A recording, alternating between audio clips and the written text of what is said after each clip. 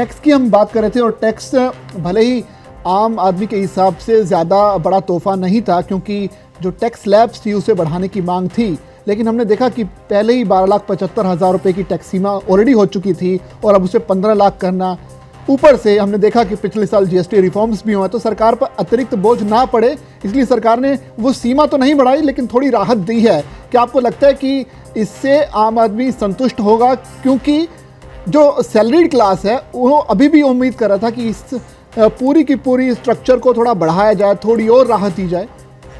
अब बिल्कुल देखिए, जिस तरीके से ये सवाल आपने पूछा, इस सवाल का होना बड़ा वाजिब भी है, क्योंकि टैक्स स्लैब जब सामने आया था पिछले साल, उस वक्त उन्होंने पूरा ब्यौरा रख दिया था कि इतने पैसे जब आपके पास होंगे तो आपको इतना टैक्स देना होगा। लेकिन सबसे बड़ी बात यहां पर यह है कि इस बार आखिर लोगों को लग रहा था कि शायद इसमें कुछ बदलाव आएंगे, लेकिन जब वित्त मंत्री ने बजट में अपनी बात रखनी शुरू की, टैक्स स्लैब की बारी जैसे ही आई, उन्होंने साफ तौर पे कह दिया कि टैक्स स्लैब में कोई बदलाव नहीं है, जो पिछले साल था वही लागू रहेगा। जैसा कि मैंने आपको इस बार अभी शुरुआत में ही बताया था कि किस तरीके से आपकी कितनी आय रहती है और उस हिसाब से आपको टैक्स देना पड़ता है। लेकिन सबसे बड़ी बात मैं आपको बता दूं, एक चीज मैं इसमें आपको ऐड ऑन करूंगा, एक वर्ड होता है एसटीटी को लेकर।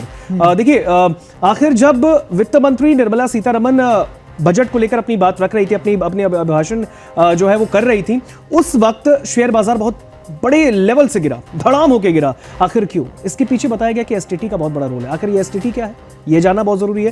देखिए, सबसे बड़ी बात मैं आपको बता देता हूं कि एसटीटी सिक्योरिटीज ट्रांजैक्शन टैक्स होता है, और ये एक ऐसा टैक्स है जो कि शेयर मार्केट में होने वाले खरीद बिक्री पर साफ तौर पे, सीधे तौर पे लगता है। जब आप, एक एग्जांपल के तौर पे बता देता हूं, जब आप शेयर, डेरिवेटिव्स या फिर इक्विटी म्यूचुअल फंड्स को मान्यता प्राप्त स्टॉक एक्सचेंज पर खरीदते हैं या फिर बेचते हैं, तो ये टैक्स सीधे तौर पे आप पर लागू हो जाता है। देखिए, इसे 2004 में सरकार की ओर से शुरू किया गया था ताकि शेयर बाजार में सट्टेबाजी जो होती है ना, उसे कम किया जाए, और इसके साथ सरकार को टैक्स से बड़े अच्छे लेवल पे कमाई भी हो।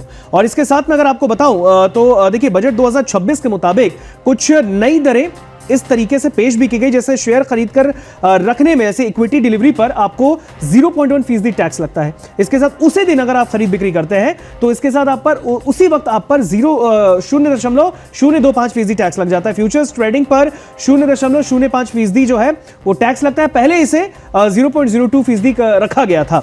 ऑप्शंस ट्रेडिंग पर अगर हम बात करें तो 0.15% टैक्स आपका सीधे तौर पे हो जाता है, लेकिन पहले ये 0.1% था। अब ये टैक्स सीधे आपके लेन देन की राशि पर लगता है, सीधे तौर पे, और आपका जो ब्रोकर काटकर सरकार को जमा करता है, तो फिर सरकार का जो एक उनका जो मोटिव था कि हमें टैक्स से कमाई हो, वो सीधे तौर पे उनकी कमाई होती है।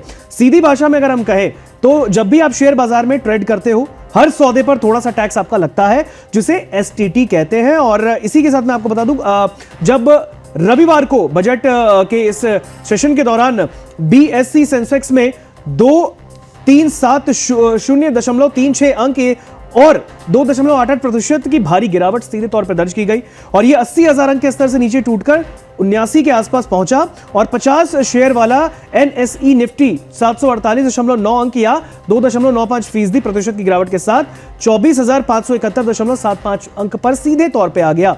तो इसके साथ अगर मैं आपको बताऊं तो सेंसेक्स में शामिल कंपनियों से भारत इलेक्ट्रॉनिक्स में 6.6% जो है वो गिरावट दर्ज की गई। इसके साथ मैं आपको बताऊं, भारतीय स्टेट बैंक एसबीआई, इसके साथ HCL Tech, Tata Steel, Asian Paints और इटर्नल के शेयर में भी काफी गिरावट दर्ज की गई। हालांकि कई एक ऐसे भी सर्विसेज रहे हैं जहां पर इस शेयर का बहुत बड़ा असर नहीं पड़ा। तो ऐसे में अगर हम देखें तो बजट के इस सेशन के दौरान सेंसेक्स जो है वो काफी गिरा, मतलब कह सकते हैं साफ तौर पे कि जो शेयर मार्केट था वो बहुत बड़े लेवल पर गिरा, धड़ाम होके गिरा, और इसके पीछे एसटीटी का जो बात जो है वो रखी गई, और एसटीटी हमने आपको बताया इसमें। हालांकि आपने टैक्स स्लैब की बात की, टैक्स स्लैब में देखिए कोई चेंजेस नहीं आया। हालांकि जनता को शायद उम्मीद थी नीरज भाई कि इस तरीके से शायद हो सकता है टैक्स स्लैब में कोई चेंजेस हो, लेकिन जब सरकार ने बजट में अपनी बात रख दी और स्लैब पे कुछ चेंजेस नहीं किए, तो शायद लोगों के मन में कुछ सवाल तो होंगे, कुछ डाउट तो होंगे नीरज भाई कि शायद आखिर क्यों टैक्स स्लैब में बदलाव क्यों नहीं किया गया, और पिछले साल वाले टैक्स स्लैब क्यों आखिर